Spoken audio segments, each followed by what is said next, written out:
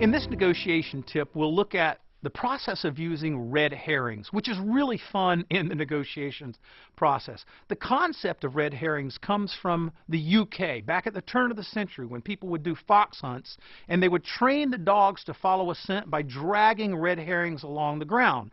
And then after the dogs got into fox hunts, they would drag the red herrings again to make sure the dogs didn't lose the fox's trail by following the trail of the red herring. Those are also very powerful in negotiations if you use them the right way. Let's look at the concept, or the description, if you will, of a red herring. A red herring is considered any diversion intended to distract attention from the main issue. So if you're in a heated negotiation over rate, which we often find ourselves in, you might use a red herring to move the other person temporarily off the rate argument onto something else in the negotiation.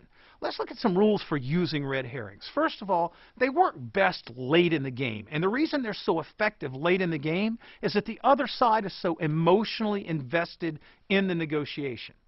An example with a car dealer would be walking onto a car dealer's lot to negotiate for a car, and 5 minutes into the negotiation you say, well, I'm just going to go look somewhere else. They've got nothing invested in this sale at this point. They're happy to let you go. But if you've been negotiating for 2 hours or 3 hours on a car, and then you announce, you know, this is not working, I'm going to go look somewhere else, they're now heavily invested both emotionally and physically in you getting that purchase. That's a very powerful red herring. Second thing is, you need to make it sound important to you. When you introduce this red herring in the negotiation process, this is something that's critically important to you. Third, they're very, very powerful when a negotiation stalls. You introduce this new variable, you introduce this red herring, you move the negotiation off of whatever is stalling it onto a separate topic, and now the negotiation gets restarted again. It's in number 4.